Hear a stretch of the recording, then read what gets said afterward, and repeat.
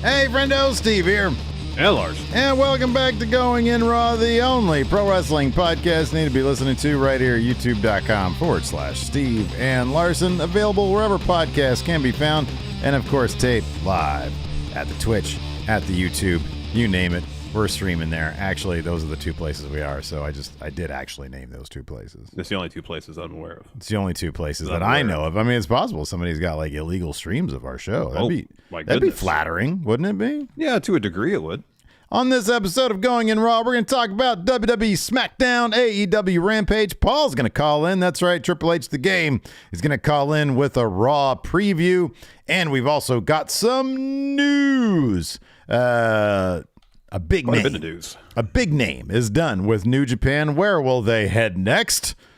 I mean, I just say he because New Japan doesn't have a women's division. Talk about this. A certain former WCW executive whose name rhymes with Barrick Bischoff claims that the bloodline might actually be better than one of his creations, the NWO. I haven't actually read that. I just read your little headline here in the notes, so I don't know what that story is all about. That's pretty much it.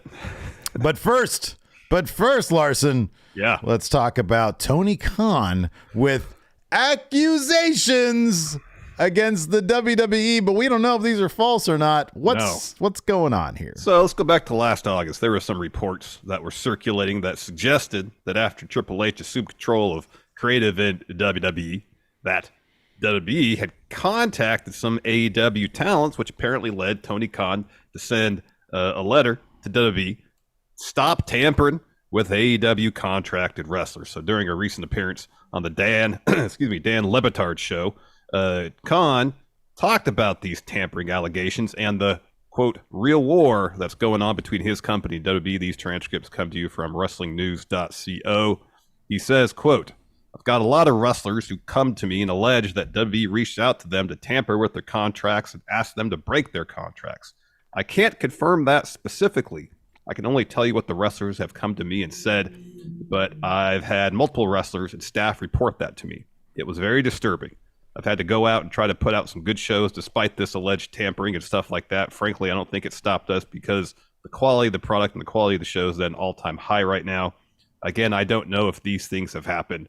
I only know what people have come to me and alleged, but I do know it's a real war between AEW and WWE. I think we truly, truly hate each other, and I think it makes for really exciting TV and it makes for exciting wrestling war. Now, before we get into this, I watched some of the video of this.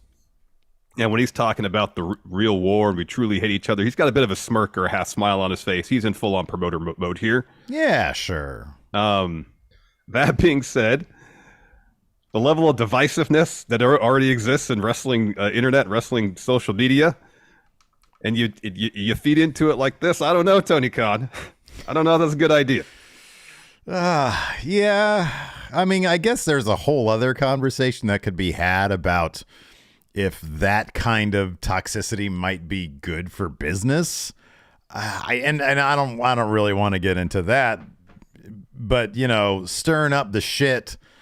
Yeah, he's a promoter. The tampering allegations are interesting. I mean, that's something that should be taken seriously. Absolutely. Yeah, but at the same time, it should be.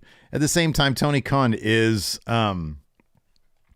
he's a student of the sport of pro wrestling, of the business of pro wrestling. This is nothing different than what used to happen back in the day. Bischoff, McMahon, and Paul Heyman. Paul Heyman is usually the guy who's getting everybody plucked, but they were probably all on like appearance deals or whatever. I don't even know if they were contracted.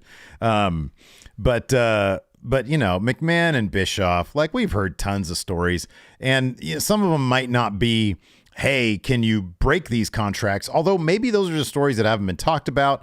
They were more like, hey, let's get a proxy to go inquire as to when contracts are coming up. So this is a little bit different than, and it's going, if the idea is Triple H was like, hey, I want to bring the Undisputed Era back to WWE. You guys just leave and come back or whatever, or Malachi or whatever. Isn't that what Bobby Fish basically said too?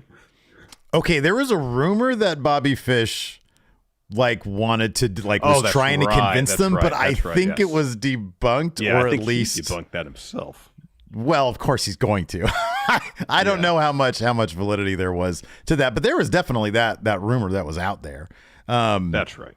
But here's the thing about that rumor is that would it really shock us if he did that? Probably not. So yeah, I don't know, but this is it's a wrestling war, and I'm sure Tony Khan probably to a large degree enjoys being on the Eric Bischoff side of things. We're talking about Bischoff here in a little bit, but he enjoys being on the Eric Bischoff side of things. If he is now WCW taking on WWE, WWF back in 1997, 98. But yeah, I don't know. He's also a billionaire, or at least he's part of a billionaire family. Yeah. So man, I don't know. I feel like this is something that should probably be taken seriously, especially because 2023 is not exactly 1997. Yeah. But I don't know. It does drum up good business, and especially publicizing stuff like this. Like, hey, we're the scrappy underdog. They're trying to pick us apart. Hey, Tony, how about this? Try to do a little bit of tampering yourself. Make some phone calls over to WWE. Send some of your friends of friends over there and start making some inquiries about, hey, how much would it take for you to come break your contract? See, I think instead of fighting fire with fire in that regard, hey, you tampered with our wrestlers, we're going to tamper with yours. Mm-hmm. You really got to take the high road and say, hey, what you see on TV is one thing, but how we conduct our business, we couldn't be different. And that's why I like the rhetoric about the wrestling war, blah, blah, blah stuff. I mean, that only plays to like the diehards of each promotion. Yeah, man. Anybody in the middle, they don't care about that for the most part. Yeah. Like if I was like a casual fan, if you will, if I pay attention to WWE in AEW, like, okay, there's war. This isn't 1998 anymore. Mm-hmm. It's different now. You're not going head to head. You're not on the same night. You think Luke over there at Wrestle Talk, you think he's under contract? Let's find out, Larson. I'm going to DM some people and find out. Time to tamper. Yeah. I don't know, man. Look, it's wrestling business. It's full of sharks. But I agree to disagree. I say, Tony, tamper away. Larson, you're taking a different tact. I can appreciate that as well. Yeah. As far as driving a further wedge between companies, I don't know. It's probably a promotional tactic that's paid off for AEW in the past. But you gotta think there's an upper limit to that, though.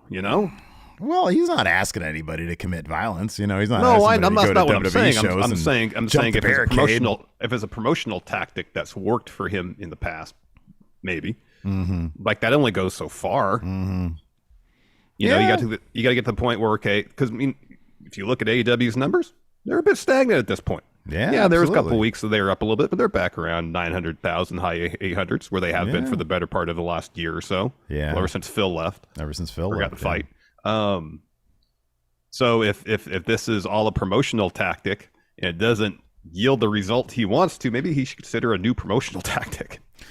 Well, why try one when you can try them all? He has a platform with, where was this interview being conducted? Who was this with? Dan Le Batard. Oh, boy, that's a big platform. My God.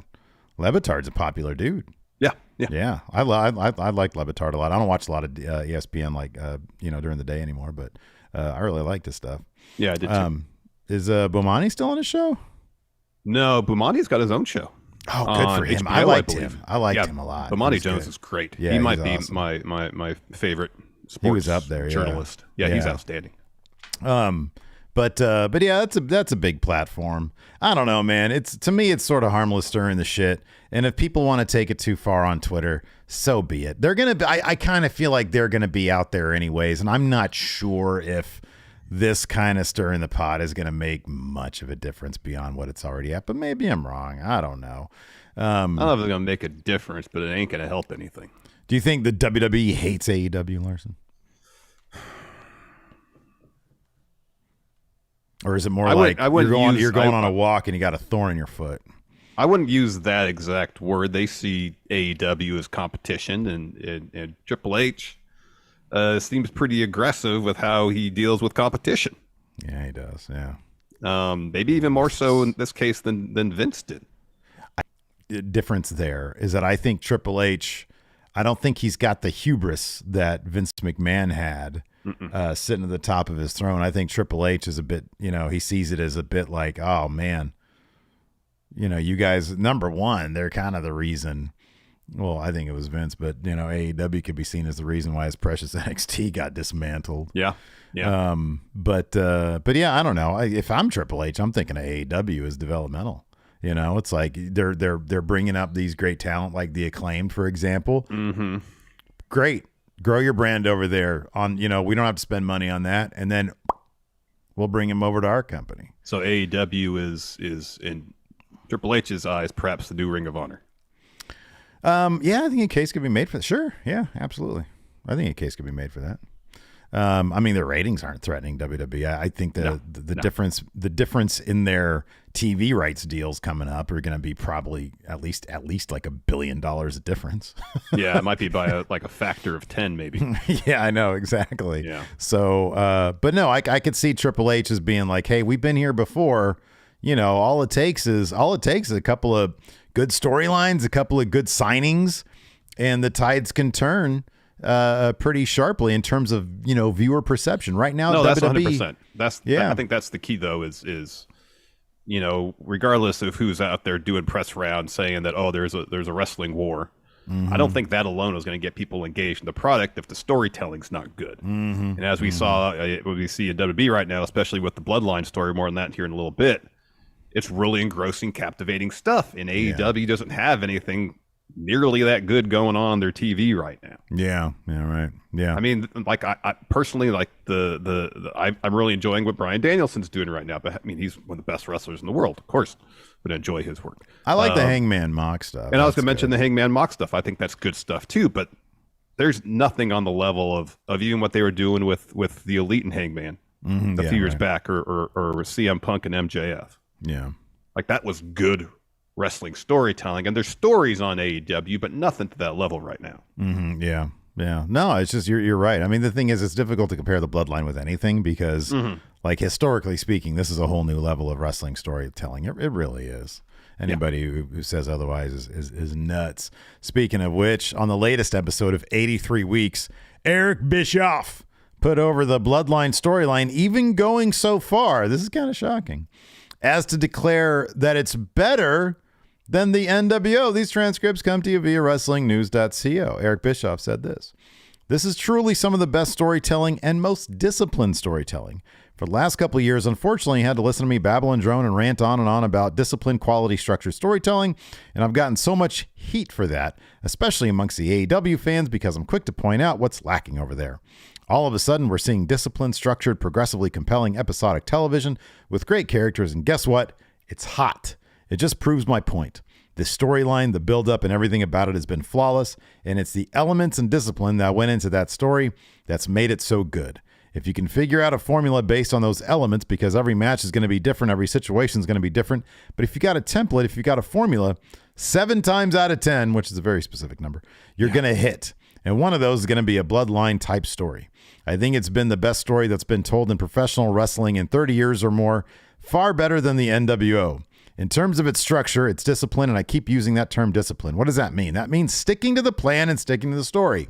Don't start throwing things in randomly and spontaneously because somebody had a good idea 2 hours before showtime, because that's what typically happens. They stuck to the plan and they executed it perfectly. I think the NWO was a great story, and its day was up until the Bloodline, perhaps one of the best stories that has been told, which is why people are talking about it. If you look at just the way the Bloodline has been told and the detail and discipline that goes in that story, it blows the NWO story out of the water. End quote. The NWO story was like a first chapter, and then a bunch of madness that was just sort of scrawled in a book. Yes. There really wasn't a story with the NWO. Rather, there was the beginning of a story, which was just the formation of a group. And that story, I don't know, that's not really right. Like they did the whole, like, you know, Wolfpack and NWO. Wolfpack, really the Hollywood stuff. The primary story of it was the NWO's birth, Sting's alienation from WCW. Yeah, right. The NWO's recruitment efforts of Sting, thinking Sting joining NWO would really turn the tide in their favor. Yeah. And it was supposed to culminate at Starrcade, Starrcade 97, where Sting clearly vanquished Hulk Hogan, Hollywood Hogan, to win the title. Yeah. Now, Hogan tried to politic his way into a different finish, but that was kind of the story. Yeah. That first year of the NWO, and it wasn't always perfect, and of course they botched the ending because of Hogan. But overall, it was a pretty effective story. Mm-hmm. Was there a lot of bloat in between those 2 points? Absolutely. Yeah, there was a ton there. Yeah. And after that moment, after that match, did they seemingly have any idea where they wanted to take the story? Absolutely not. Yeah, and even the story that they told because of the basically the botching of the story at Starrcade 97. I mean, that's seen as like an all-time awful, pay-per-view and moment. Yeah, it sort of tarnished NWO, and you sort of remember more of the NWO for the bloat than you do and the meandering, because they really, they went a million different places, and by the time they got to the finger poke of doom, it was like, this isn't even like, it's not even watchable, like people were just tuning out left and right. Yep. So yeah, I mean, this is not, it's, I would not put the NWO story on my list of like top 10 stories ever told. I hadn't even considered that, to be honest with you. Like, cause we've like polled friendos before. Hey, what do you guys think are some of the best stories? Did we do a community tab? Was that here, or is that Russell Juice? We may have done it somewhere, cause that was an idea for a count out, and we'll probably do that once this. Oh yeah, I think that's a great idea. Yeah. I mean, so far, and hopefully this continues. For the most part, the Bloodline story has been, you got really rich, deeply defined characters that not only we as the audience know who they are, all the performers have, like, they know who their characters are. Yeah. And play their characters to perfection. Mm-hmm. And when you have such a rich ensemble of characters to bounce, to use to bounce off each other. Mm-hmm. And you have, like, Roman's character, the way they've mined his past, the way his face push was an absolute disappointment. Mm-hmm. The betrayal by Seth when the Shield broke up, like, the way they have mined that to such great effect has been really spectacular. This level of wrestling storytelling we don't see very often. And I don't agree with Bischoff on a lot. He's right here, though. Everything he's saying is right about it. Yeah. Yeah, except about the coming up with the formula. I mean, I think this is a very particular case where you have a character in Roman Reigns who has this history of not getting to where in kayfabe he wanted to be. Mm-hmm. And the heartbreak that he is still dealing with after the Shield broke up. Mm-hmm. And he feels like the only people he can trust now are his family. Mm-hmm. But the only way he can get his family's loyalty is by manipulating them, know? Right, yeah. But anyways, that's a very specific case. Wrestling in general, it's difficult, I would think. And again, we're not, we own Action Coast Wrestling, but we let Magnum take care of a lot of the matches and stuff. Wrestling, by its very nature, is difficult to nail down if you want to tell an ambitious story via formula, because it's not like a traditional, 3-story act or whatever, 3-act story rather. And in fact, I'm sure a lot of the Bloodline stuff, there has been so much consistently good Bloodline stuff that has led us to this moment. But I don't think for a second back in 2020, when the Tribal Chief debuted, they knew that they were going to get to Sami Zayn being the most popular. They probably had no idea. And if the reports are to be believed, they had no idea Sami Zayn was going to enter into this. And so with wrestling, it seems like it's just a little bit different.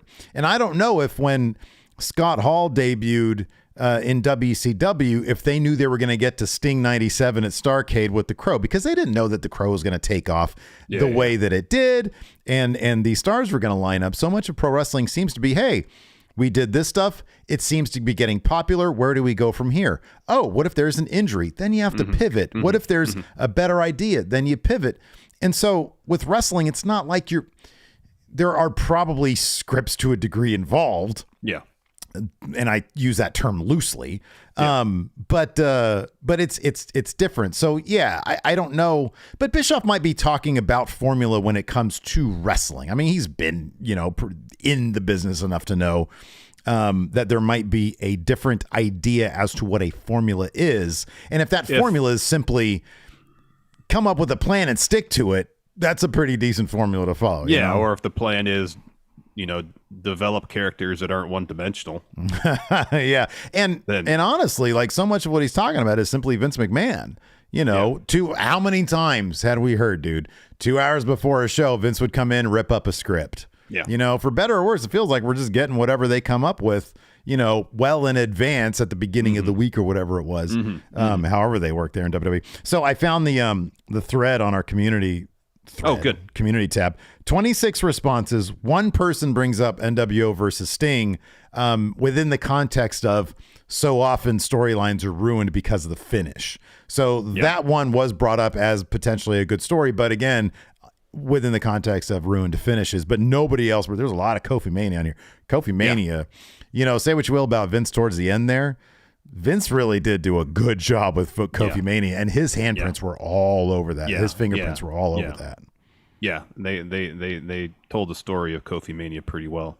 Yeah, to get to the point where he won the title, and it was an absolutely magnificent finish. So. Yeah. But even as Moppy Corbin here in our Twitch chat points out, even that started because Ali got injured. I think that spot was for Kevin Owens originally. Yep. It was supposed to be Kevin Owens versus Daniel Bryan at WrestleMania that year. Yeah. Mm-hmm. Yeah. Yep. Yeah. So anyways, Larson, before we continue on, do you want to pay some bills? Let's do it. Let's take a quick break here, friendos. This episode of Going in Raw is sponsored by BetterHelp. Steve, it took me a number of years to find out what I'm like when I'm at my best. And I know I've talked about it here quite a bit. When I was in my mid-20s, I was feeling really overwhelmed by life and started dealing with severe anxiety. And it got to the point where I realized that I needed to go to therapy. While it took me a while to find someone I felt comfortable talking to, working with the therapist eventually helped me find better ways to cope with my anxiety, empowered me to be more prepared for whatever life throws my way, and hopefully, set me on the path becoming a much better Larson. Oh, I think you're well on that path, Larson. And if you're thinking about giving therapy a try, BetterHelp is a great option. It's convenient, flexible, affordable, and completely online. All you got to do is fill out a brief questionnaire to get you matched up with a licensed therapist, and you can switch therapists at any time for no additional charge. If you want to live a more empowered life, therapy can get you there. Visit BetterHelp.com/raw today to get 10% off your first month. That's BetterHelp, HELP.com/raw. Quick reminder, we've got new merch over at FriendoShop.com. I got to get some more stuff in time for Revolution. So if anybody has ideas about that, let us know in chat or in the comments below if you're watching this on demand. But yeah, you can still use the code RUMBLE to get 20% off your order right now at FriendoShop.com. Also, this week, our Elimination Chamber Predictions Challenge, the bonus point round, is going to be going live. That's going to be happening starting today, heading into Elimination Chamber on Saturday. Saturday at noon Pacific, we'll close entries there. And so we're going to post a link to a Google Doc. All they got to do is fill in your picks. Just fill in your picks. Yeah. Here's the thing. My only hesitation at allowing the friendos to fill in their own the Google Doc thing is that tampering. However, as Larson pointed out to me earlier today, there is a history where you can look and see who tampered with stuff and what they tampered with. And so if anybody is caught tampering with our Google Doc for predictions, they're going to be banned from disqualified. They're going to be disqualified forever in perpetuity. How can you participate in the Elimination Chamber Predictions Challenge bonus point round? Very simple. Here's the deal.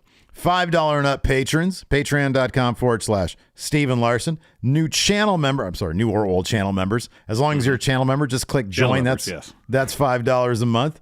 We'll post up on the Patreon wall and on the membership tab on YouTube for those various signups. And then here's the deal. This is the situation. So Big Red's not on the line at Elimination Chamber. It's not going to be on the line until March at Revolution. However, you will have an opportunity to go into Revolution with an advantage. We're going to lay out the challenge. It's going to include match winners, order of eliminations at Elimination Chamber matches, and order of entries into the chamber from the pods. And if anybody gets all of that stuff correct, all of them correct, you'll go into March with 2 bonus points, which could make all the difference. If you get whoever gets the most correct, let's say nobody gets that stuff right, whoever gets the most correct will walk in with 1 additional bonus point, which again could make all the difference. Indeed. So Zondo here says use Google Forms that will transfer all responses into an Excel chart. That might be a way to go. Zondo, we'll have to reach out to Zondo because Zondo literally does that stuff, I believe, for a living. Yeah. So we might have to reach out to Zondo. Zondo's I'm taking a look at it. And then it's going to be like, man, another month Zondo won. Congratulations, Zondo.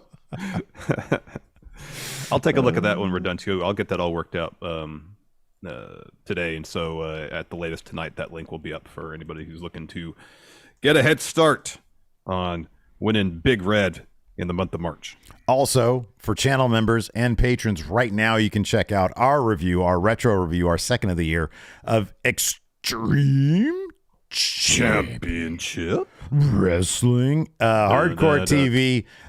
It's like season 2, episode 36, I think what it is. That's but right. It's the first episode that they had the branding of Extreme Championship Wrestling, and we use that as an opportunity to sort of go and chart where they were, how they got to the Extreme, and where they went from there, with a lot of Shane Douglas talk because there's so much Shane Douglas in this episode. And we learned that ECW used to do some daylight wrestling too. They actually used to do daylight wrestling. They used to do some brunch wrestling. Yeah. Yes. So a lot of interesting stuff. I thought it was a really fun review. You can check that out right now. It's going live for everybody in a couple weeks. But right now, if you're interested in that, you can absolutely do that. We did have a new channel member over the weekend, Scott Jackson. Thank you, Scott Jackson. Thank you, Scott Jackson. Great, Scott. The poll is now open. You can vote now for the newest Numbers Don't Lie. Oh, yeah. That poll is up now. So if you're a $5 and up patron, YouTube channel member, you can go and do that right now. I will make sure to get that up on the Twitch Nightbots too. All right, there we go. I emailed the link to you. So yes, awesome, very cool. You should have it. Let's talk about this. Yeah. Because this could have some bearing on what happens. Maybe, I don't know, Raw after WrestleMania. So. Jay White, Switchblade, took the L. The knife pervert. Yes, to Hikuleo in their Loser Leaves Japan match over the weekend. And while it looks like the Switchblade is while he is finished in Japan for now, he's not entirely done with New Japan. He has a match against Eddie Kingston at this weekend's Battle in the Valley show in San Jose. But of course, talk has turned as to whether the knife pervert will eventually make his way to WWE. Fightful Select reported following Jay's loss that, quote, WWE sources have repeatedly confirmed they have long had interest in Jay White, but that everything related to the possibility of him coming into the company is being kept very quiet. Fightful's report also noted that sources within New Japan would, quote, obviously love to keep him, and that talent within New Japan believe that Jay's contract is up sometime between this weekend, Battle in the Valley, and WrestleMania. Obviously, it seems like WWE has their Mania plans all worked out. What better way, if they're going to bring in Switchblade, to bring some excitement back to the Raw and SmackDown after WrestleMania than have him debut at one of those 2 shows. Huge splash, put him in a huge angle right away, make him feel like a massive star. Yeah, that'd be awesome, man. That'd be a big deal. I don't know, open challenge or something, have him win a title, who cares? I don't know. Let's say, I don't know what is there supposed to be? Yeah, we don't even know what the U.S. title would be. I think Austin Theory's going to walk out of Elimination Chamber with it. Yeah, I'd be. And then if he does Cena, if he comes out of the Cena thing, maybe he'll do an up and challenge.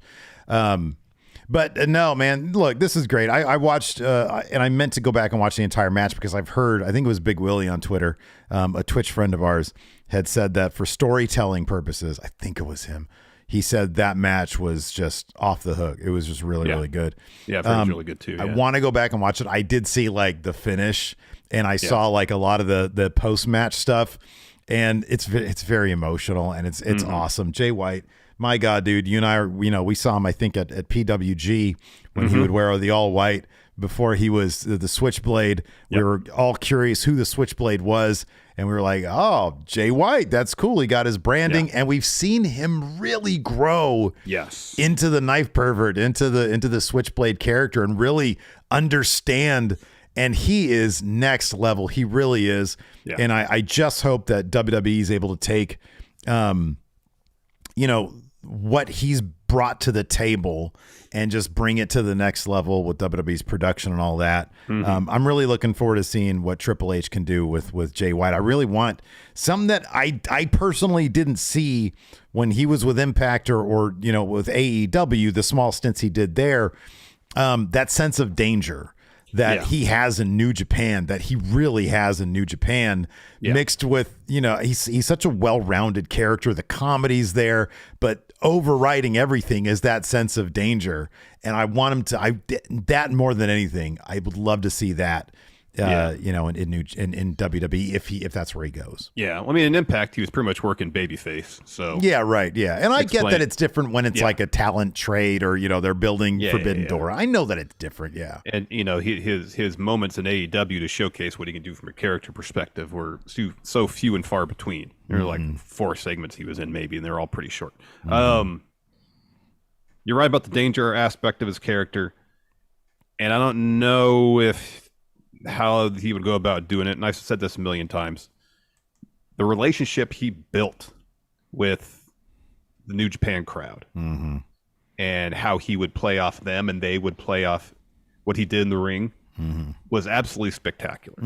Yeah. And if there's a way that he can kind of foster the same kind of relationship with the WWE universe, then that's some next level stuff. Because he reads the crowd so well. Yeah, he does. And knows how to play off what they're doing so well. Yeah. That if he could do that in WWE or wherever he ends up, it's going to be something else. So yeah, excited. I mean, right now it seems like if he's going to go anywhere other than New Japan, WWE would probably be the best option, because you got to worry if you go to AEW, you'll be featured for a month and then you won't be on TV for a while. It's just, what could be a lot of fun. Because Jay White's relationship with that crowd, he loved to troll them. That was his thing. He would troll them and they would love to hate him for it, right? Who's the biggest troll in WWE right now? It's Dom. Yeah. Jay White joining Judgment Day could be absolutely outstanding. That could be fun. And then eventually you'd get, because Finn is having so much fun with his character right now, and to see him interplay with Jay White and obviously the Bullet Club history, because what's Finn doing right now? He's just talking shit about anybody who's ever been Bullet Club. They're stealing my shit, right? Then you get the leader of Bullet Club coming into the company, and you think they're going to be at odds, but no, Jay White ends up joining Judgment Day. Instead of, don't bring Jay White in as a good guy. Don't do that shit. Bring him in as a bad guy. Yeah. Have him join Judgment Day. You've got the troll with Dom and his relationship with the audience. And then down the line, you could do a, leader of Judgment Day thing, or a Finn versus Jay White thing. I mean, you could do a thing that's comparable to what Jay did in Chaos. He tried to destroy it from within. I understand Judgment Day is at this juncture a heel group, but if they keep doing what they're doing, they're going to get over and people are going to start to cheer them. We see that already with Rhea Ripley. She's getting cheered. Oh, yeah. Dom is getting tons of heat, but if he keeps doing good work like he has been, they're going to get cheered. Yeah. And if Jay White is part of that group during that journey, have him be the one to ultimately try to destroy it from the inside. I know it's doing the Chaos story again, but it was so effective and so well done. Well, you could just naturally tell that with him being buddy with Finn, and meanwhile Priest, Dom, and Rhea are like, we don't know this guy. It could be when that other friend comes over, and you're like, oh man, I don't really like this guy, but one of our buddies is really good friends with him. There's a lot you can play with there, I think so. But who knows what they're gonna do if they get him. Who knows? Muted Mayday says he's gonna go to NXT. He's gonna be in Chase U. That'd be pretty funny. Anyways, let's see here. What else we got? Oh, that's we got Smackdown and Rampage. Smackdown. So I guess we found out our answer as to whether the Usos are going to be an Elimination Chamber. If what happened on SmackDown is to believe, the answer is no. Well, because Dave Meltzer also said that they've been cleared to go to Jimmy's. I know. I was going to get to that. Canada. I was going to get to sorry, that. Okay. But based on what we saw on SmackDown, where Roman via Paul Heyman told the Usos, Roman wants a TV perspective of what's going to happen at Elimination Chamber. So don't go to the show. Stay at home and watch it on TV, because sometimes you'll miss stuff live that you'll pick up on when you watch on TV. So when I heard Heyman say "don't go," I was like, "Oh, they're totally going, aren't they?" But no, that is interesting. It's a good roundabout way of saying we see. You know that when Sammy and Jay get together, like we see that there's a cameraman there. Yeah, which is that does sort of speak. And this is a tangent. I'm going to get there quickly. Doesn't that speak a little bit to the production wonkiness? Sometimes the tropes that they adhere to out of habit or whatever, just because that's what they know. When that Sammy J stuff really needs to be a fly on the wall thing, they're way off in the distance, but they can still mic them up. You don't even need. You don't need to hear what they're saying. You really don't. But I get that it's TV and they want to do that because it's people a story need to be beat they fed. want to hit. So it's how they tell their stories. Yeah, right. It's how they you got to hear what they're saying. But like, have them mic'd up from a ways off and have a camera spying around a corner. But like, Sammy and Jay are supposed to be like, Jay would be like, "What the hell is the camera guy doing here?" Roman watches TV. He's not dumb. I know. I mean, that seemed like one of those instances where they should have something going on in the foreground. That scene starts playing out in the background whenever foreground action is happening, finishes up, and you just kind of linger there and see the background action. I think if you want to have the ambient mic and pick up bits and pieces of conversation, that's fine. But I think based on body language, oh, dude, it's all there. You get it. But the only thing about that specifically, now that I think about it, is the Jay, I acknowledge you. Yeah, I know. You need to hear that. Yeah, there's got to be a way you could do that. I agree. Yeah. I think even to see Sammy pointing himself and do that, that's something. I honestly think they probably should have just, look, we can assume that they're mic'd up because they're running TV, and you catch them in a hot mic moment, catch them in a hot mic moment. And maybe it's like Sammy's mic'd up, but I'm sorry, Jay's mic'd up, but Sammy's not because he's not supposed to be there. He's doing the, but I don't know, whatever. I thought it was another great week of Bloodline stuff, man. Heyman taking the spotlight, not just on Raw, but on SmackDown as well, and being honestly kind of the Heyman that we've heard he is behind the scenes. I mean, I forget who it was, but was it like Dax or no? Who was it? It was saying like Heyman was acting like he was on the phone with Vince during their latest run. I'm like, this is a couple of years ago. This is recent that Heyman still does that kind of stuff. Like we've heard of him listening in on conversations on the phone back in like 2006 or hiding in closets or doing some Jay Leno shit. I don't know what, but I love that they're having Heyman show us what Heyman does, sneaking around corners, manipulating people. It's all really, really good stuff, man. It is. What else happened on Smack? We have a new number one contender for the Intercontinental Champion. We do. What is it? What is it called? Chum? The stuff that you put in the ocean? Yeah. To lure they fish? Get sharks. Lure sharks, rather? To lure yeah. sharks, yes. Well, that's what Madcap Moss is, man. Yeah. I can't believe Triple H laughed at you when you mentioned Madcap Moss was even in the match for number one contendership. Yeah. I guess they just want to get... They want to get Moss in a position where he's contending for a title but is not going to win, and they want to get another win under the belt for Gunther. So, you know what? If it's a big spotlight for Moss with his fancy new, indie gear, he's graduated from Young Boy gear. Mm-hmm. If it's a spotlight for him, you and I both know he's good in the ring. He's very athletic, and maybe if he can get the crowd behind him, then this loss will be a springboard to something better than being killed by people because that's sort of been his thing. He just gets killed by a bunch of people, man. Yep, that is true. The Usos retained. We had that bit was played pretty well. So for the first half of the show, Jimmy's on the phone basically constantly trying to get a hold of Jay. We haven't heard from Jay. We haven't seen Jay. Jimmy says, I tried calling him, called our younger brother. I called everywhere. No word. He's not getting back to me. I emailed him, DM'd him, nothing.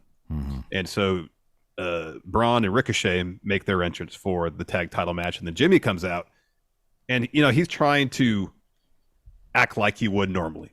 Confident, trying to hype the crowd up. But the whole time he's like, Jay, where are you? And he's looking around.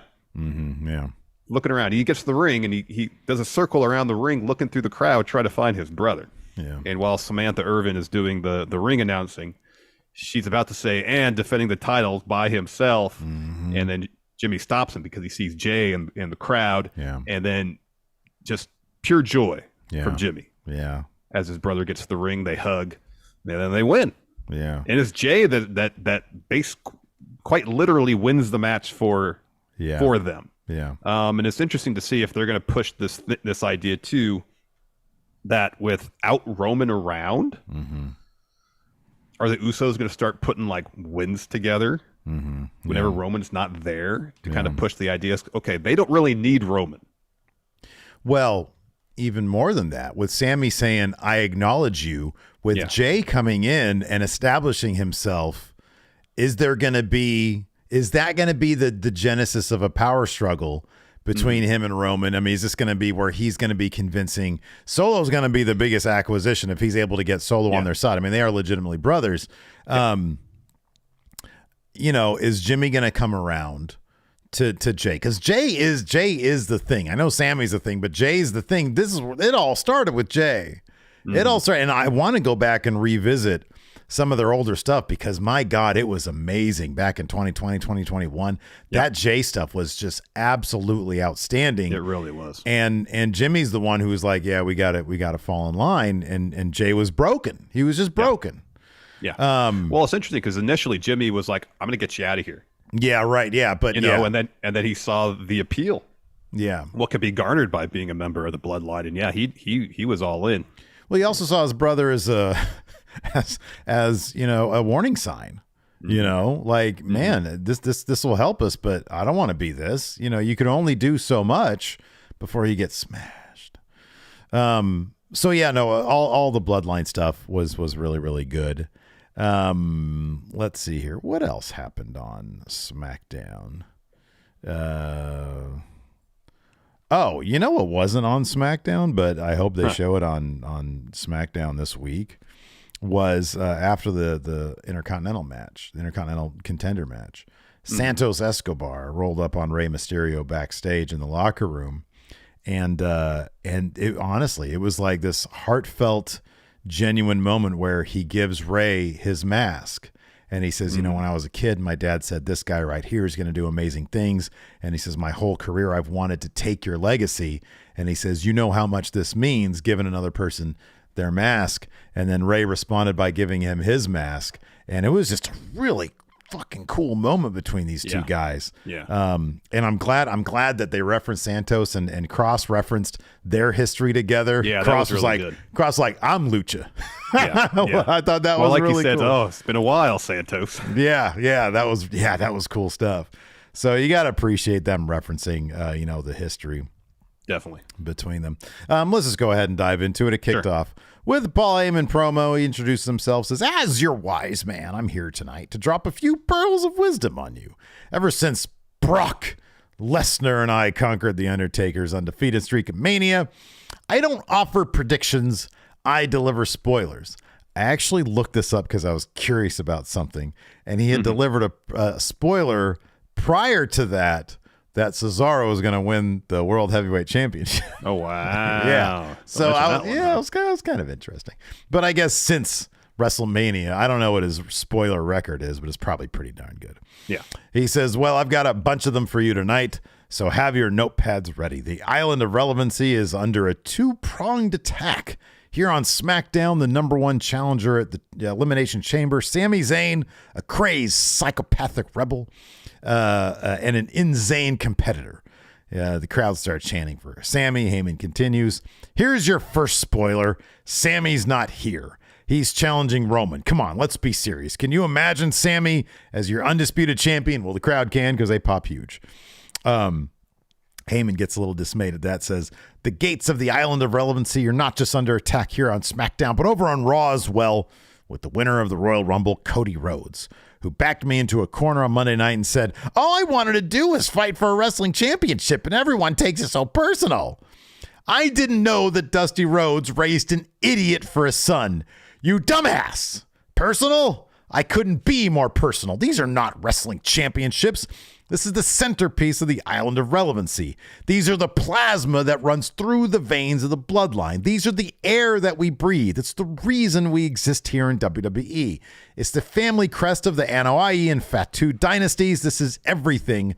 It's the tribe of which Roman is the chief. Now, Sammy at Chamber, Cody at Mania, let's be clear. Without these titles, there is no Island of Relevancy. There is no bloodline. There is no Paul Heyman. There is no Roman Reigns. So he put over those titles as the end-all be-all. Yep. So the crowd cheers because Sammy is in the ring behind Heyman, and he circles him a little bit, looks at the Mania sign, and extends his hand, asking for the mic like Roman does. Mm-hmm. And then Heyman gives it to him, and Sammy says, all right, Paul, calm down. Look at you. You're sweaty. You're nervous. I'm not going to hurt you. But if I wanted to, I could have by now. Don't you think that's a little weird that you're talking that these titles are the lifeblood of the Island of Relevancy, and if I wanted to, I could have dropped you like a bag of dirt? No one is here to protect you. If this was a month ago, Solo would have been in here. Samoa Spike to me. I would have been on the ground. If this was a month ago, Jimmy would have been here. Barrage the super kicks. I would have been on the ground. If this was a month ago, Jay would have been here with them. But this isn't a month ago, and you're out here all by yourself, and I think you know why. Because you know every other member of the bloodline knows. Roman's days as Universal Champion are numbered. Roman is off the rails. Now the walls are closing in, and everything is crumbling. Look what happened. I left the bloodline. Jimmy walked out on his own. That was his decision. What do you think happened next? What do you think Jimmy does next? You think Jimmy sides with his abusive cousin, or will he side with his twin brother? What do you think happens next? What do you think happens with Solo? The moment Roman saw that I could think for myself that he was coming. Oh, that Jay. Sorry, Roman saw that he could think for himself. No, actually Solo. The moment that Roman saw that he could think for himself, that he was coming out with me for his matches, coming out with the Usos, what did he do? He pulled him in tight, keeps him by his hip. Paul, how long do you think that goes till this blows over? Even you, the wise man, the last 2 years you've done, let me be honest, the way you look at Roman, a little creepy. A little weird. You look at him like the sun shines out his ass. But now here you are talking about life after Roman, life after the titles are gone. You know what every other member of the bloodline knows? The bloodline is on its way out. And Paul, you know you're in the business of spoilers. Here's one. I'm going to tell you how many days Roman has left. 8. 8 days till Montreal at the Elimination Chamber. That is the time that Roman has left. And Heyman kind of does a little nod towards Sammy, asks for the mic back, but instead Sammy hugs him. Mm-hmm. And then continues talking. He says, listen to me very carefully. Tell Roman he doesn't have to worry about Cody because I'm going to be the one who takes him down. And then with that words, he lets go, and Heyman drops the title and has to grab onto the top rope to like brace himself. Yeah. Like he's shook. Yeah. No, this is great stuff, man. This is really great stuff. It was, and the references to segments in the past and things that have happened in the story were really well done. It's good stuff. Yeah, really good stuff. I mean, it's funny, man. It's we're learning a lot after podcast over 10 years or so. This storyline really is. It's if there were classes on pro wrestling booking, this would be taught because all the stuff they set up in the past you can now reference, and sometimes there's happy accidents where you just do stuff, and then in 3 years you've done so much stuff that you can reference it. But this is all very like meticulous stuff. This is all stuff that makes sense. It's all character based. That's all why. Cause and effect too. Yeah, because you've established such interesting multi-layered characters. Yeah. That you can reference things that have happened in the past. Definitely, yeah. After that, we have Ridge and Butch firing up Sheamus and Drew backstage. Time for the Banger Bus Bros.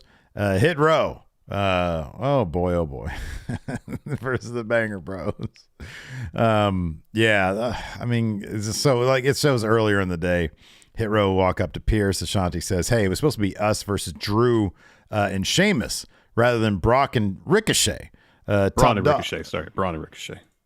Oh, sorry. What did I say? Brock. Oh, ha! No, not Brock. Braun and Ricochet. Top Dollar was like, we would have whooped the Banger Brothers' ass. And Pierce is like, oh, really? Cool. We'll make that match for tonight. And they're like, wait, no. No, he's like, too late. And then Drew and Sheamus, they just beat the crap out of these guys. I mean, they really do. I think Hit Row got all the 2 moves in. I think Ashanti hits a drop kick, and then Top Dollar hits a cheap shot, and that's it. Pretty much, yeah. I mean, yeah. After that, Sheamus, hits Ashanti with a bro kick to get the win after Drew dropped Top Dollar with a Claymore and sort of cleared the way. It was a lot of fun for Drew and Sheamus. Yeah. Their chemistry is great. Yeah. Yeah. And then the Viking Raiders have a video package that show up on the Tron that pretty much just says they're coming after Drew and Sheamus again. Yes. Yeah, correct. After that, Jimmy's on the phone. He's nervous. He leaves a voicemail for his brother. He doesn't know where he's at. Then we get a quick Karrion Kross Scarlett promo. And Kross says, tonight, this fatal 4-way match is mine. Scarlett says, you know what you have to do. I want to hear you say it. Kross says, I'm going to make Rey Mysterio suffer, and I'm going to put him down. Hold on a second, Kross. This match is for #1 contendership. Shouldn't what you're trying to do is, I'm going to beat these guys and become #1 contender. I'm going to win this match. And be new Intercontinental Champion. Right. No, he's only motivated by making Rey Mysterio suffer. He's got tunnel vision there. He needs to focus on what's important. Gold. You think that Scarlett would be like, no, that's the wrong answer. No, gold. Focus on getting titles. I've told you. Now just let's walk through this. Your goal is to make Rey Mysterio suffer. God. No. Okay. Repeat these words after me. Win the match so that I can make Rey Mysterio suffer. Yeah, no.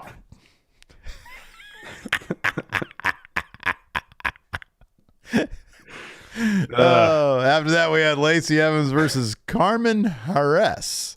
Harris. Yeah. Is this how you spell it, really? That's how the lower third spelled it, yeah. All right. Before we get the actual match, backstage, Jimmy's still trying to get a hold of Jay. During Lacey's entrance, she comes out to a barrage of silence. Yeah. and then she wins against Carmen Harris with the Cobra Clutch. Carmen taps out to a barrage of silence. I'm telling you, man, They've got a long way to go. They should have made Lacey a face. I think getting the crowd reaction when you're doing the I'm a former Marine stuff is just a lot easier. Like, this is one of the few times that I'm like, you want to fix this, turn him face. Because it's always, do you want to fix him, turn him heel. In this case, they should have just had her come out, hey, I got, a tough luck story. I'm a Marine. I fought for you guys' freedoms. That'll get a little bit of love. People like that, she'll be like, oh, yeah, you know what? Thanks for your service. Instead, it's like, salute me. I'm like, I feel uncomfortable. I'm supposed to be like anti-saluting a soldier. I'm supposed to be anti this. Like, oh, we've been trained for so long. Support the troops. Now I can't because she's being a jerk. It's the least interesting way to build up a heel is just to have them win squash matches. Unless they're doing something like crazy. When Braun was beating 3 jobbers at once, it's like, okay, there's still enhancement talent, but there's 3 of them in there. That's a feat. That's something. Yeah. If there's a creative spin they can come up with for setting up these squash matches, that's something that helps develop Lacey Evans' character. Yeah. But no, they're just doing squash matches. It's not that interesting. Yeah. Not that interesting. I agree. And the crowd is just, they're giving they don't care. Nothing at all. So we're backstage. Jimmy is still trying to get a hold of Jay. He puts down his phone. Heyman's there. He says, I take it to mean you haven't reached your brother. And Jimmy says, no, I've been trying all day. I called his girl's house, nothing. Sent him an email, nothing. Went in his DMs, nothing. Called little bro, nothing. He's not getting a hold of me. I need him to hit me back, Oos. He hasn't called me once. I can't go out there and defend these tag belts with no partner. And then Jimmy turns to Heyman. While Heyman's there fixing his pocket square, he ain't paying attention. Hardly pay. Yeah, he is not paying attention at all. And Jimmy says, what do you think? And Heyman looks up and goes, what? Oh, well, let me ask you a question. I'm going to ask this very respectfully. I was out in the ring talking about our family, and I get held hostage by Sammy, and not one member of our family comes out. Where were you? And Jimmy gets his phone and points to it and says, trying to get a hold of Jay. Nobody's here. Solo's not here. Wait a minute. You can help me defend these titles tonight, right? Come on, get my back. Nobody's with me. And Heyman tells him, you're going to have to do this one on your own. Yeah. And Jimmy says, all right, Jay's going to be here tonight. What a terrific mess the Bloodline is. I you know. I mean, when Roman's not there, now that Jay's not there, they're separated. Who knows where Solo is? It's great. I mean, he's probably with Roman. Yeah. That's the point. Yeah. And it's like, where were you? I was trying to get a hold of Jay. Can you come help me in my match? You're on your own. Yeah, exactly. I know. Yeah. I like that Jimmy was given an opportunity to get more of the spotlight from, to let his character work stand out on Friday. Him just talking, and Heyman the entire time fiddling with his pocket square. And he's like, well, what do you think? Like, you're the wise man. Help me here. I know. Where were you? I know. Man, God damn, it's good stuff. It is good. After that, Sonya is chewing out Sonya about not being Pierce. I wasn't even doing these live. There's no. Well, you can't blame me this time. I'm a little under the weather. I can't blame me this time. Can't blame me this time. So Sonya chews out Pierce about not being in the chamber match. Chelsea steps in. She's looking for the SmackDown manager, and he's like, that's me. She's like, I've got a complaint to file against the Raw manager. And Pierce is like, same guy, both shows. It's all just me. She's like, okay, rude. I don't know how you think I would know that. And just so you know, I have facial amnesia. She leans in towards Sonya says, can you believe how he's talking to us? And she's like, there is no us. Pierce says, you both want special treatment around here. He says, you both want special treatment, but around here, you have to win to earn opportunities. So here we're going to do. Instead of filing a complaint, you're going to team up together against Liv and Raquel. Then we had the tag title match. Braun, not Brock, and Ricochet against the Usos. Brock and Ricochet would be a fun team, though. Yeah, that would be a fun team. Yeah. So F5ing Ricochet onto people. I know. So as mentioned, Jimmy comes to the ring by himself. He's looking everywhere for Jay. Eventually, Jay comes to the ring, and Jimmy gives him a massive hug. So that's what it's for a lot of this match situation where Jimmy would kind of invariably find himself in trouble. Tag Jay in. Jay would get the advantage back. Tag Jimmy in, and Jimmy would lose the advantage. It's all about establishing Jay as kind of like head Uso. Yeah, more or less. It's like he's powered up now. And in the finish, he basically won the match for him. Yeah. So Ricochet hits that swanton off Braun's shoulders on Jimmy. Jay pulls Ricochet off the cover. So Braun sits down in his corner, like really upset. This is actually decent acting for Braun. He thought the match was won. Yeah.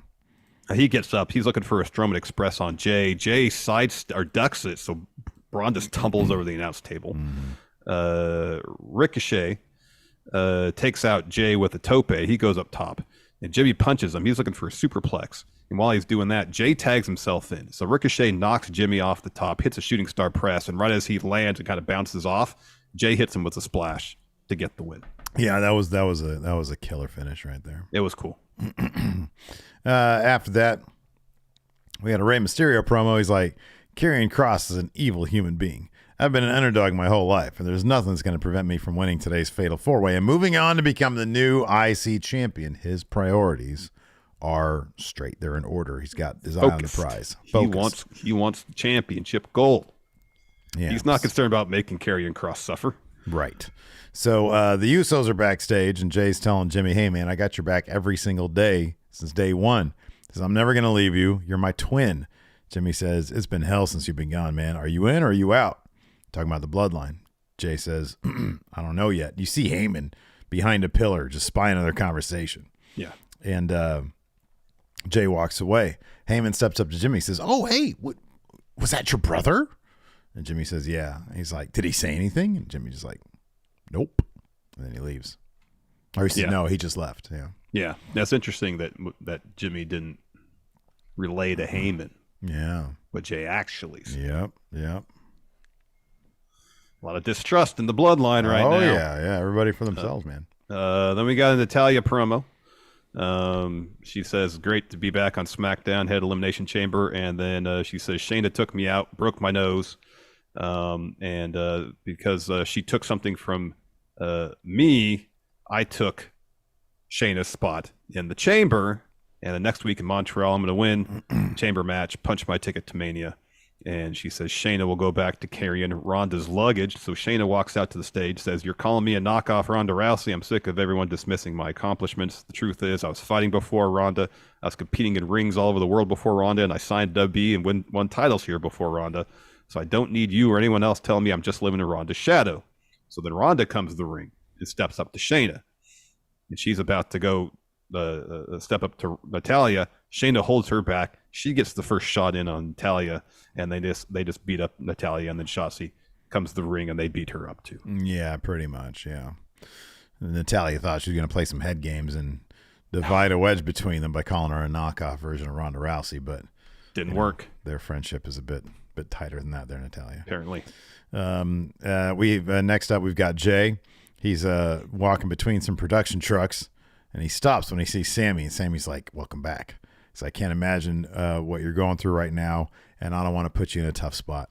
I know Roman pretty well, and you know him even better, and I just can't imagine him letting you forget what you did at the Rumble.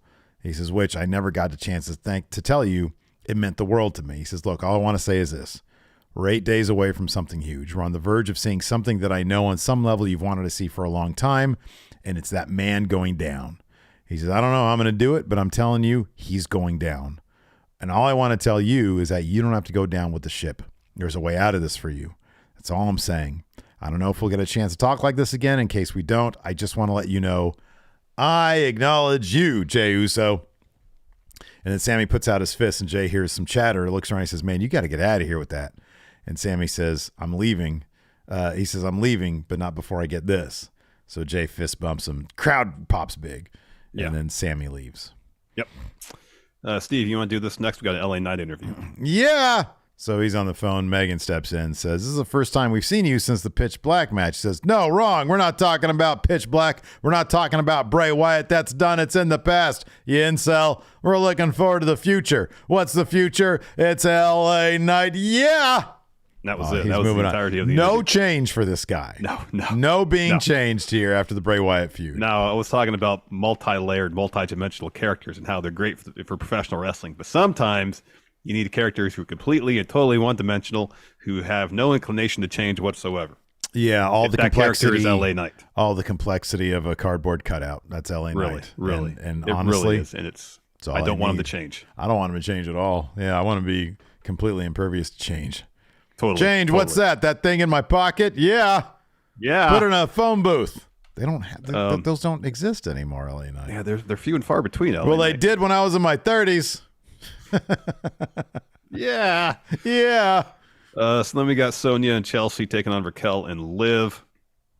Of course, Sonya and Chelsea not working too well here. No, they inadvertently knock each other off the apron at various points, and that leads to Raquel hitting.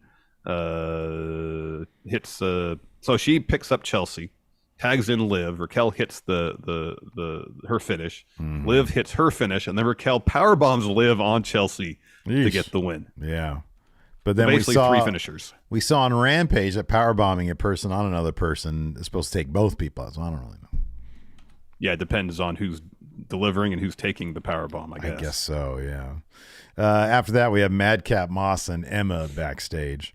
And Moss is like, I know things haven't exactly gone my way recently, but tonight, even going back further, but tonight in the Fatal 4-Way, that's all going to change. And Emma's like, yeah, you got this, babe. And Moss is like, I do got this. Because when you look good, you feel good. And when you feel good, you play good. And thanks to you, babe, I look great. Thanks for getting me this indie attire. It's better than my young boy black tights. He says, after I get this win, it's on to Gunther and the IC title. And I'm not looking forward to that because not only am I going to take an L, my chest is going to feel like absolute crap for probably a week afterwards. But at least Moss is focused on title, not on Rey Mysterio. Making Rey Mysterio suffer. Yeah. He's got his eye on the prize right there. Exactly. That's why I got that win. Then we got a Charlotte Flair sit-down interview. So Michael Cole talks about her history with Rhea. And Charlotte says, here's the thing. 3 years ago, Rhea chose me because she knew I was the mountain she had to climb. She knew that beating me meant that you were at the top. So we had a WrestleMania match. I was impressed. I thought she did great. But here's the thing. She was young, she was green, and she wasn't ready, so I won. So now Rhea's telling us that it's 3 years later and now she's ready. Well, cool. Yeah, I hope you're ready. Yeah. This is how I feel 3 years later, and I'm still saying the same thing. There are levels to this. I said it 3 years ago, and I'll say it again. And then Cole says, so you think Rhea's finally at your level? And Charlotte says, it's going to take more than 3 years to get on my level.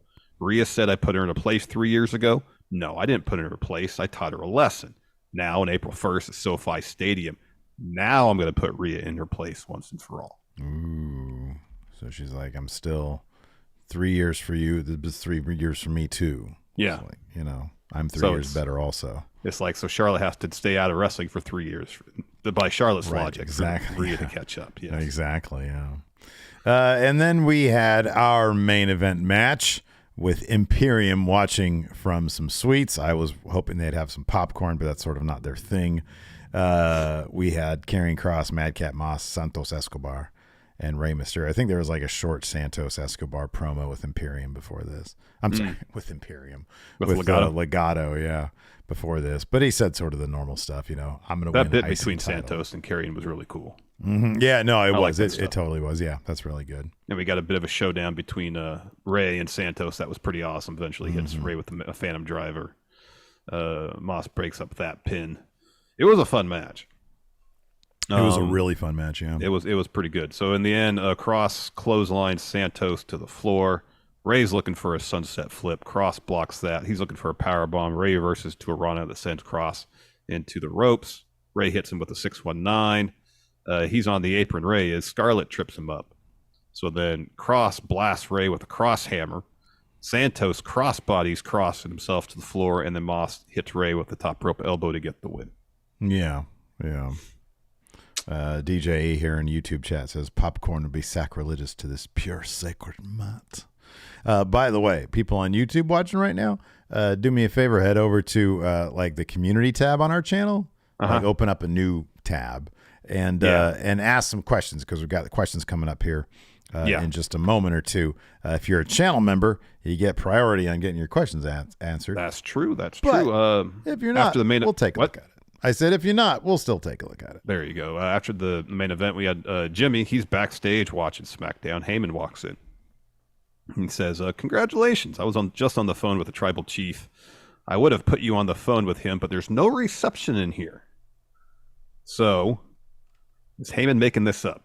Is this a Heyman call about keeping the Usos? That's what I gathered. Yeah. That's what I thought too.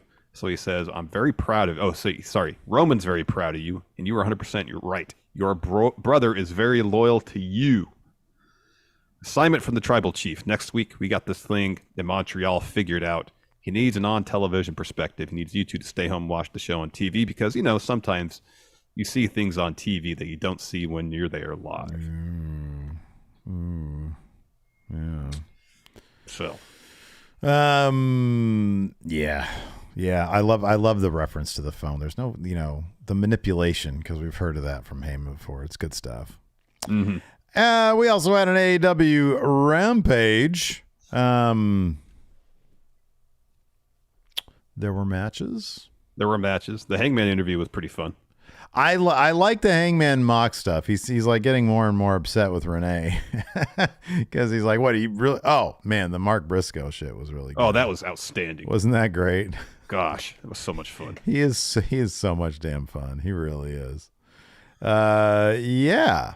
So let's just go ahead and dive into... Yeah, but like from a match perspective, it was all right, but there just wasn't a whole lot going on. It was fine. It's just Rampage is honestly at its look. They're always going to have good matches. It's at its worst when they just don't try to advance stories. It really should try to be like a third hour of Dynamite where shit happens. Instead, we got like an Impractical Joker segment. Yeah, exactly. Exactly my sentiment. Kicked off with obvious match. Obvious win here for Blackpool Combat Club. Claudio, Wheeler Yuta, and Mox versus Kip Sabian, Butcher, and the Blade. Fun enough stuff. Kind of obvious how this goes. Claudio ends up getting the Blade with a pop-up uppercut to get the win here. Yep. Afterwards, we had a Darby promo. He says, I learned this life, you can't hold anything too close because one day you're going to have to let it go. Samoa Joe, you got my word. I said if you beat me, I wouldn't fight for the TNT title as long as you're champ. and someone what the heck? And someone else has my word. Oh, there we go. And someone else has my word. Ortiz, you had my back a few weeks ago, and I'll return the favor whenever you need it.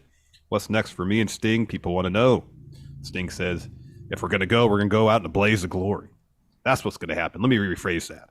You and I are going to go out in a blaze of glory. Shut down I know, in I a need to get blaze that. of glory. That needs to be John there. Bon Jovi song, I know. Sting's only going to be wrestling for a little while longer. So from now till License then. that song.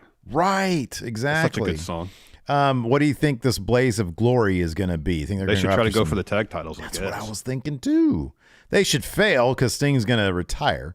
But that'd be awesome. Go after the tag titles. And then fail. Yep. We got a Ricky Starks video package. He's talking about wanting to beat Jericho again. He says, I'm going to take Jericho down to several notches. And I got to start by beating Daniel Garcia next week. Yeah. They're really telling the story backwards. They really are. Yeah. It's like the memento of wrestling stories.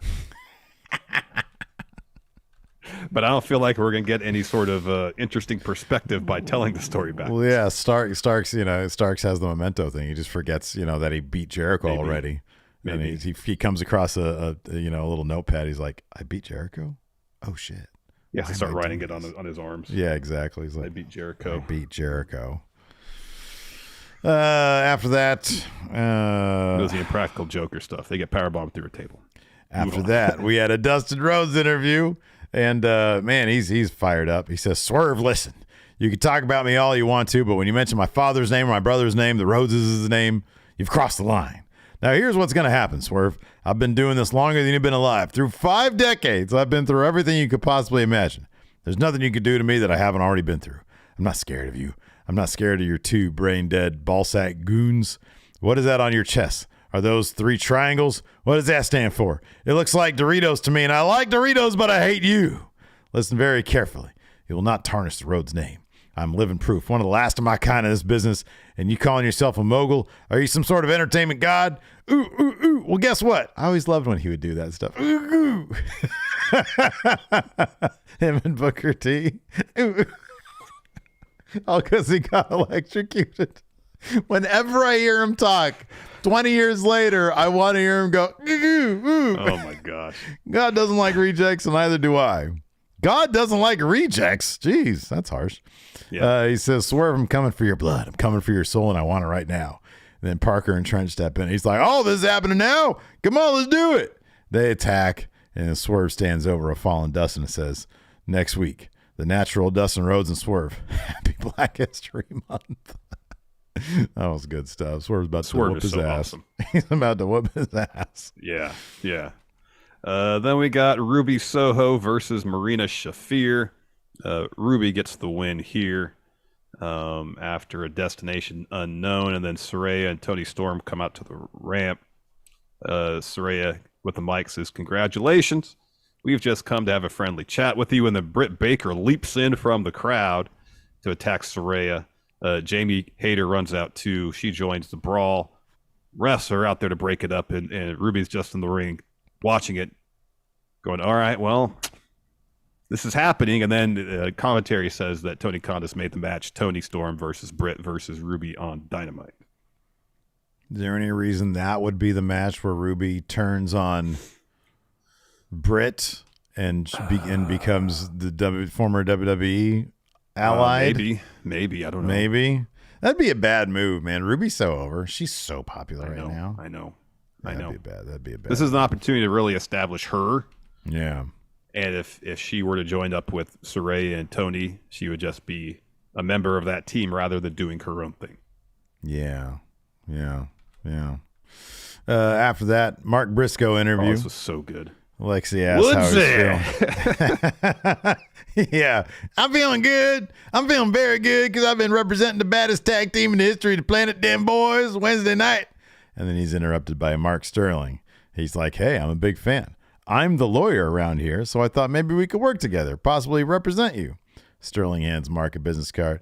He says, I'm kind of a big deal. Mark looks at the car, says, well, thank you, but no thank you, sir. I'll be flying solo on this excursion, and that means... And Sterling interrupts again. Says, perhaps I was speaking a bit too fast, so I'll slow it down.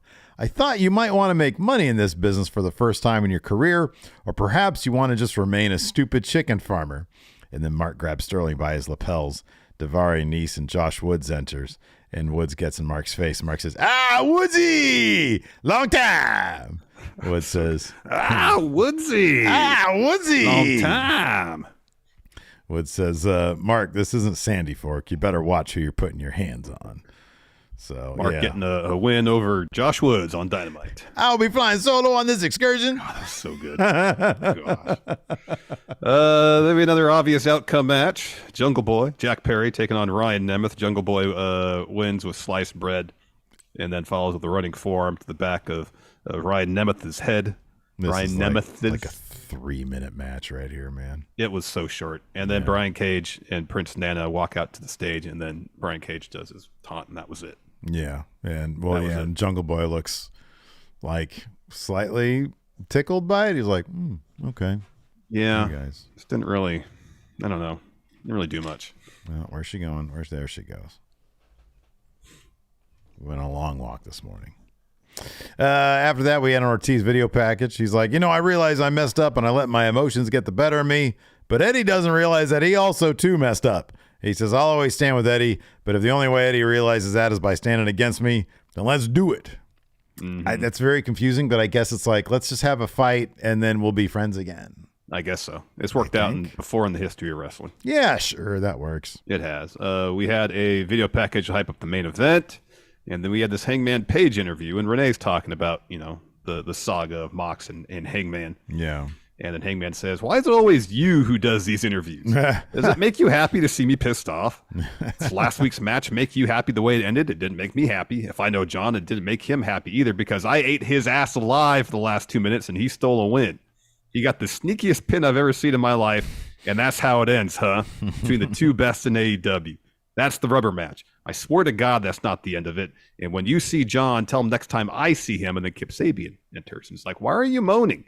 Did you see what Mox did to me out there? I'm not moaning. I took my loss like a man. Maybe you should grow up. And then Page kind of takes a swing at Kip, and Kip steps back. And Hangman says, I don't even want to do this interview anyway. I'm getting out of here before I beat your ass. I like this Hangman, dude. I love this Hangman. He's got some fire. Referring to himself as the two best in AEW. I think that's awesome. Yep. That's so good. After that, we had, this is actually the kind of thing that could help grow Hangman's character. You know? And I love it. Yeah, I love it. I think that's awesome. They need to follow up with it. Then we had Orange Cassidy versus Lee Moriarty. This was good stuff. Lee Moriarty's terrific. Orange Cassidy's terrific. Really good match. Stuff. Yeah. I was kind of confused with like the post-match stuff. So Orange Cassidy gets the win with kind of like a roll-up. They're like trading roll-ups. And Orange gets the roll-up for the win here on Lee Moriarty. But it was a good match. So then Satnam Singh steps out on the stage to distract him. Double J and Lethal get in the ring behind Orange and Danhausen, who's there as well. Lethal blasts them both with the Golden Globe. Unfortunately, it wasn't blurred out to make it look like a dick. Chuck runs out to the ring. He gets a shot with the Golden Globe. Singh puts Trent in the ring. He eats the globe, and Jarrett's about to blast Orange with a guitar. And then the Acclaim run out to make the save.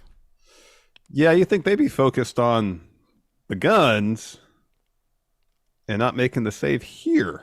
Look, if the idea is more Acclaim, the better, I'm down with it. Yeah. Just a little weird to see them, like, you want to pop the crowd, the Acclaim's the way to do it. But yeah, I was like, oh, I was trying to put in my head, I know they had beef with them. Their dislike for Double J runs so deep. I kind of appreciate that they were in a thing with them and they haven't forgotten about it. Yeah. So that, as long as they go back to the guns, because they're winning those titles back at Revolution. Like the whole point of the guns getting those titles are to put them back on the Acclaim to Revolution and get that crowd pop. You'd assume so.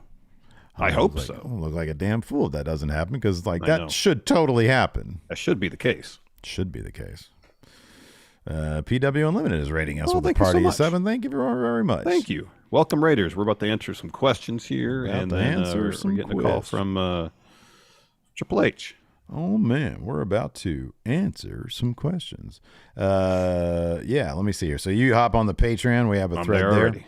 Hopefully some of the friendos post it up some questions on our community thread as well. Let's take a look here. And then it's voting. That's not the thing. Oh, perfect. Awesome. Here we go.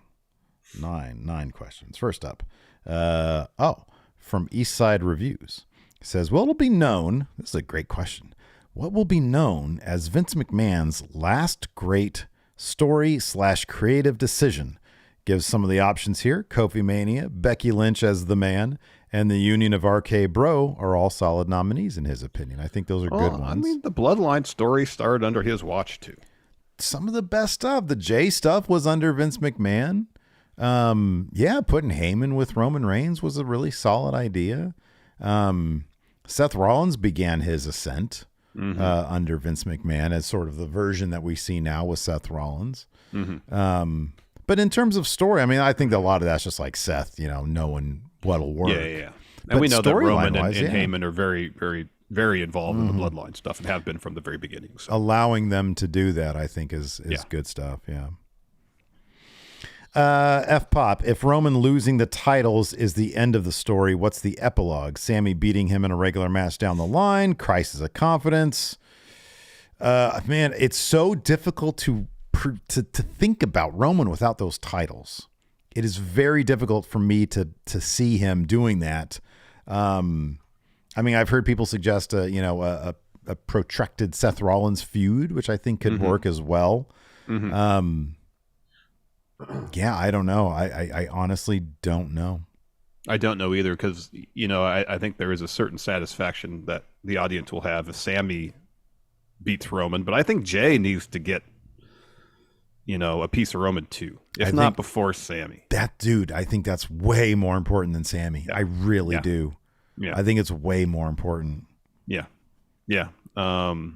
So I don't know. There's a lot, that they can do with Roman if they want to continue the heel Roman story, if they want to find a way to use his fall from grace as a means to tell a babyface story with him down the road. There's a lot of options there, and it depends how much he's going to be around. Is he going to take some time off whenever he loses the titles? Is he going to be on a part-time schedule? If that's the case, are they going to kind of save him for marquee matchups? Yeah. Or are they going to be invested in continue to tell his story? Yeah. Don't know. Yeah.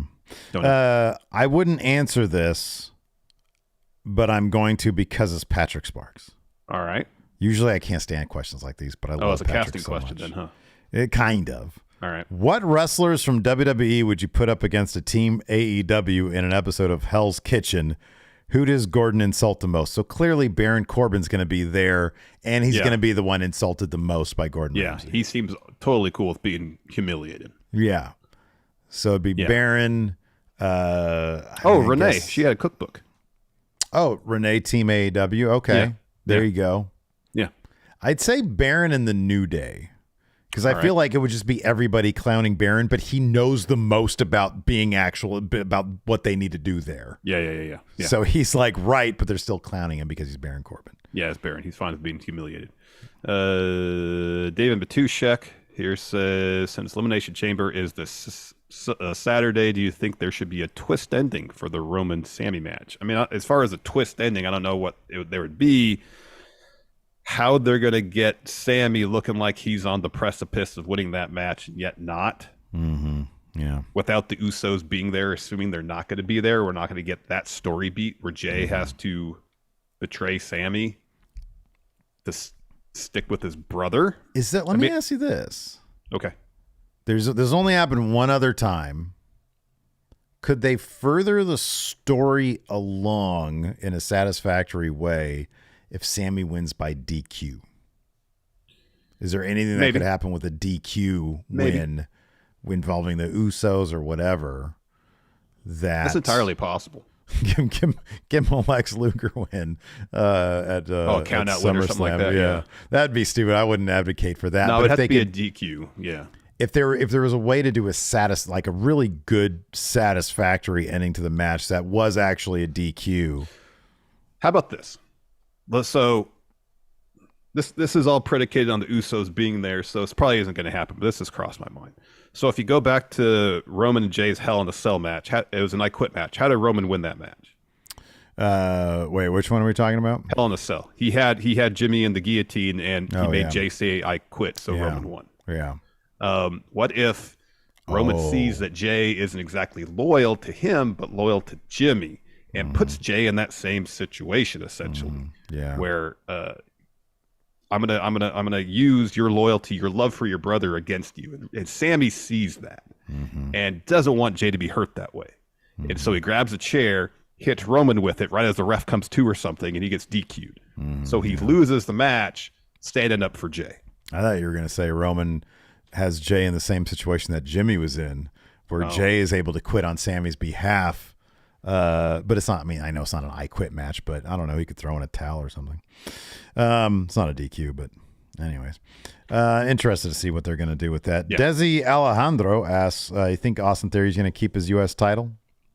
I do as well. Yeah. I think so. Let's see here. I guess, we talked about this in the pre-show, but there's some concern here from Eduardo.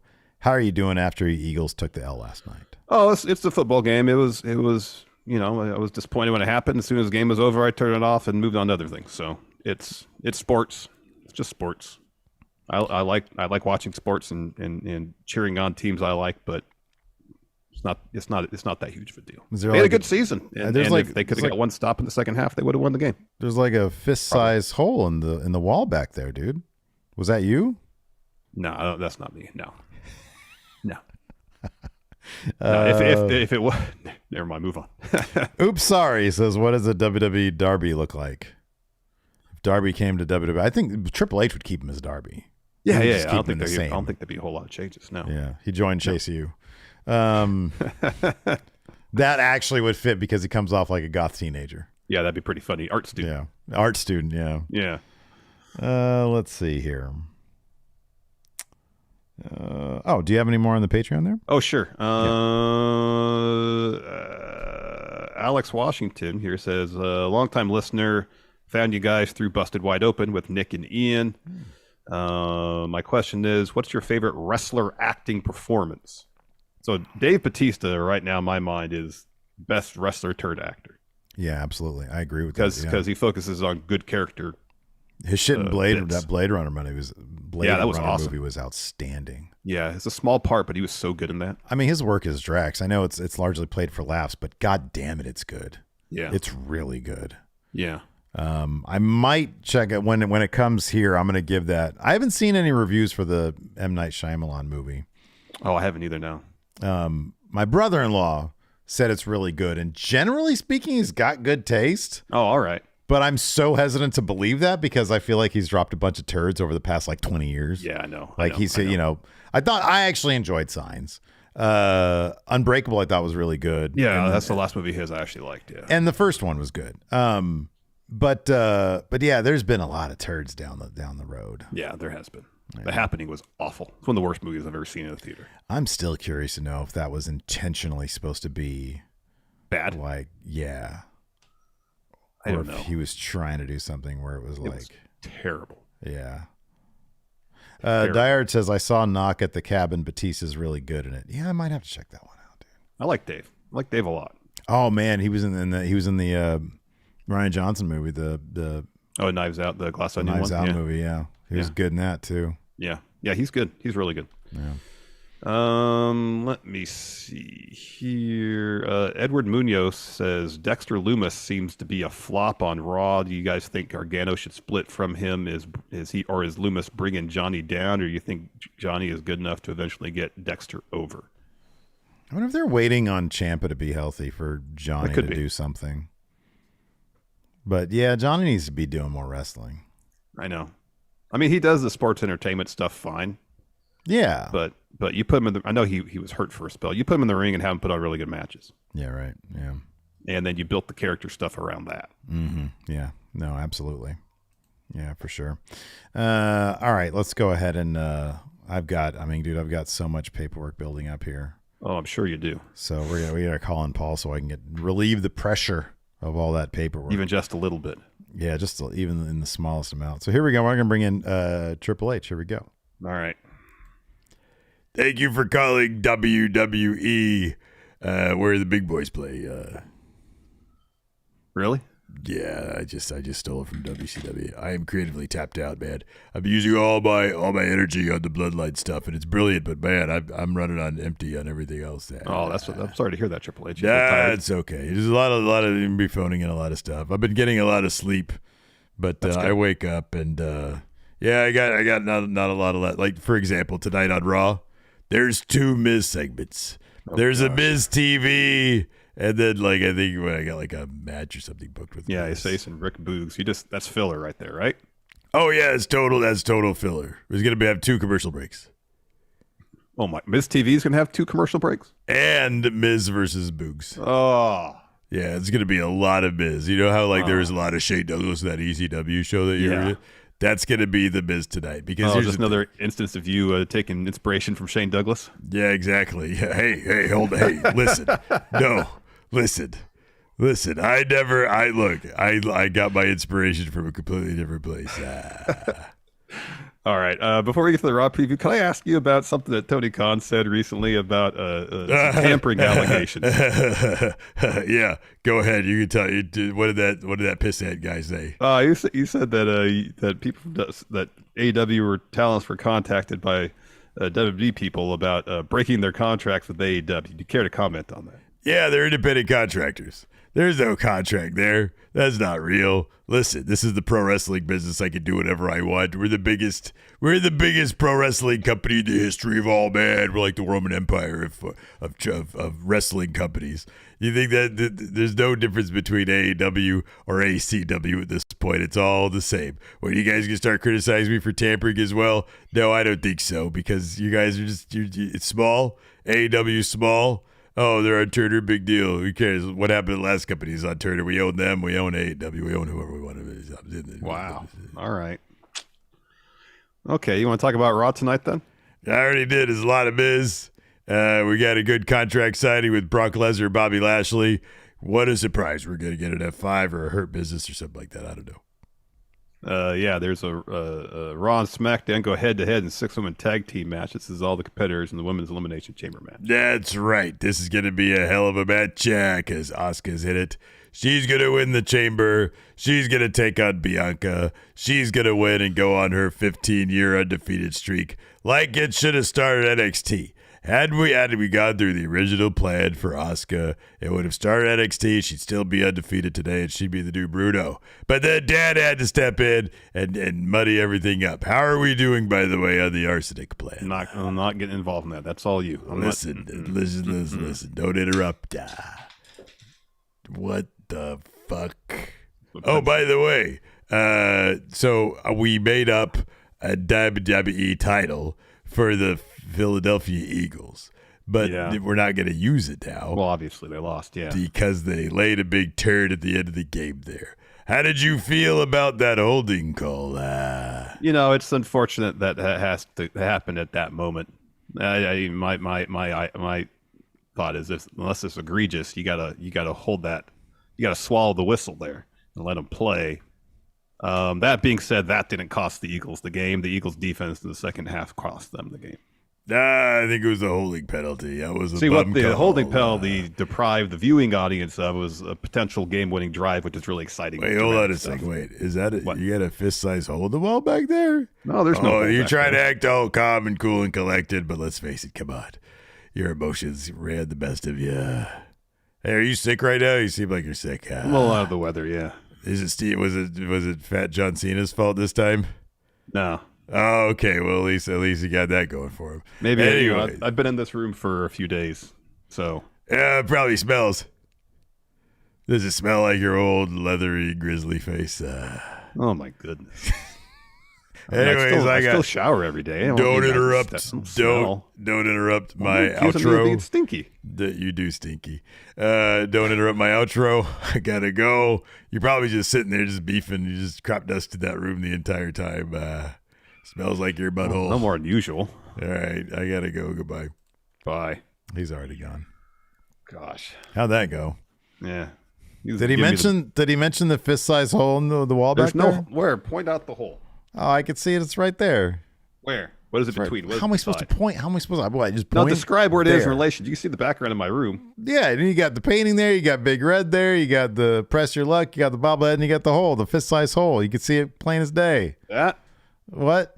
No, that's the Randall Cunningham figure that Enforcer sent me. No, Thank that's you, an action Enforcer. figure. I know that's not the hole. There's Listen, nothing man, back there. There's no hole. There's guitars back there. We've gone long. I see the hole clearly back there. Anyways. Yeah, thank you. Zondo says, Larson, don't gaslight the Friendos. There's a hole back there. Oh, man. Thanks, everybody, for tuning in. We appreciate it. And until next time, we'll talk to you later. Goodbye.